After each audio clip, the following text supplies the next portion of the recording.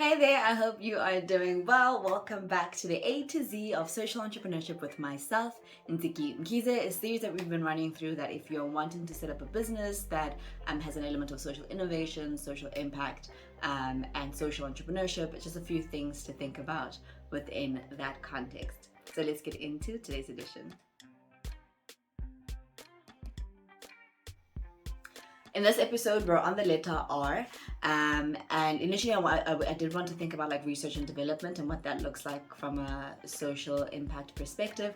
And I think really around that space, what you would have to heavily look into is around your social innovation. And some social innovations are processes, and one of our previous videos we spoke about, if you go to we spoke about innovation, and we also spoke about developing your minimum viable product. And I think research and development fits really well into those spaces. And I think the really basics of entrepreneurship when you're starting a business, what's most applicable for R is risk and reward. So really thinking about the risk that you as an entrepreneur are taking on, right? The risk that you're taking on that the business may work out or that the business may fail. The risk that you take on financially to invest your own money perhaps, or to invest other people's money, then you're accountable to those people. The risk in your product development, and maybe you do get the right product back from the factory, maybe you don't. And there's all these things that you have to consider that is a risk, right? And the biggest risk of all is the fact that the business fails and that you don't make back your money, in which case you have to close down, you have to liquidate, you have to pivot, and so forth. But equal to that is that there is a great reward, that if the business does succeed, that you have the opportunity to gain so much from that, right? So just a few things I wanted to highlight around risk and reward. So specifically looking at risk is to consider your financial risks. So from a financial perspective, what's it costing you to invest in this business? What's it costing the people who are giving you money? Generally, people talk about your first round of funding, which is the 3 F's, so friends, family, and fools. But really that's just people within your close circle that you know that are willing to give you the funds to get the business off the ground, right? And you can start your business because you've got really good intuition about something, you just have a gut feeling that it's going to work, or you've done the research and you've seen the gap in the market and you've gone out and you've tested your MVP and you know that this is going to work, right? So think about the financial risk that you are taking on. And on the other side of that is the reward, right? So obviously for the financial risk that you take on, the reward would be profitability. So if you're able to do your costing in a way that makes sense, and even if there's a long runway to getting your product up to market, so for example, if you're in a logistics business, or if you are in construction or in mining, and the initial start of your business requires huge capital outlay, or you might be like a medical social impact business where you're playing around with new technology or new ways to make medicine more accessible to people, perhaps looking at drones and getting those to deliver medicine in very remote areas, or you're looking at agriculture and how do you make sure that you end food insecurity or food poverty, right? There's might be a larger capital outlay in the beginning, but if you have the financial model that works and makes sense, and you have customers who are able to buy, or you have government or grants that are able to cover the cost for your beneficiaries, then on the other side, the reward for that is profit, right? That you are able to make back the money that you've invested in the business and then some, right?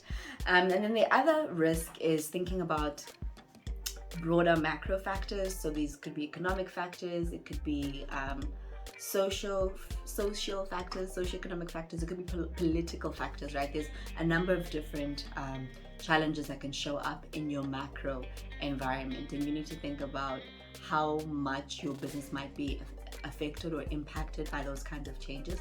And I think more so especially if your business model is highly dependent on government intervention, right? Like what do you do when there's a change in government, whether that's at national or at local or regional level? If your business is grant dependent or CSI dependent, and that person who's in that office changes and the new person has a different mandate, how would you deal with that, right? So you got to think about that. And then I think on the other side is really just the reward is dependent on how well you're able to manage that, and how well you're able to transition and kind of ride the wave through those particular issues. And then I think the risk of community, especially from a social impact perspective, that you are either influencing people, you're influencing or impacting the environment, and those require relationships, right? So the risk of what happens when you have really great relationships and then you don't do well at something, and then there's reputational damage, or there's a breakdown in those relationships, right? And how are you going to repair that, or what's the cost to your business image, your business brand, your business reputation when those kinds of engagements and interactions fall apart. And then equally on the other side, the reward is that if you are able to deliver to the community, if you are able to build really good, robust relationships, and create a sense of ownership and accountability with the people who are your beneficiaries or your customers, and have that great buy-in, is that the reward is word of mouth, and people will speak about the business, and that allows the business to grow.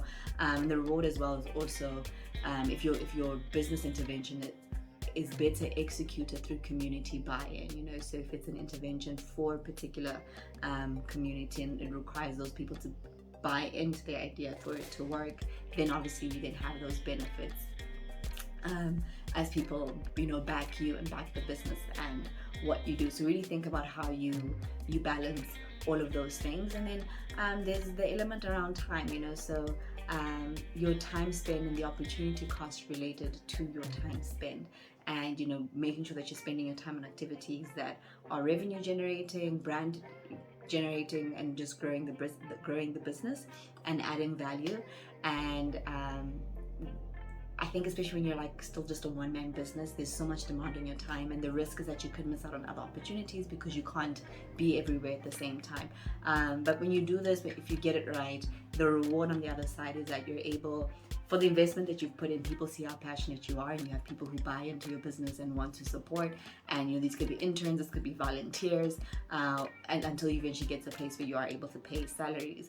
But then what's really great at the end of this journey is, I think the reason why a lot of people go into entrepreneurship is that you get independence and you get hopefully financial freedom, and I want to say you get your time back.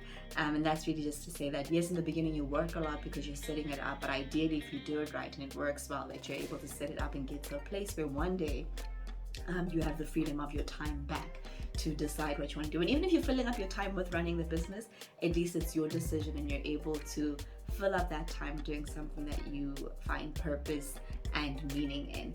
So that's a quick summary, but I hope that you take that and you reflect on it, and that you think about yourself and you add in more things that are specific to your unique business, your unique market that you're in, and the kinds of consumers that you have, or the kind of problems that you want to solve, and that you really think about the risks that you're taking on and what the potential rewards aligned to those particular risks are. And we'd love to help you on that journey as part of the MentHer Social Impact Founders Club, which you can connect with us on our website. See you online.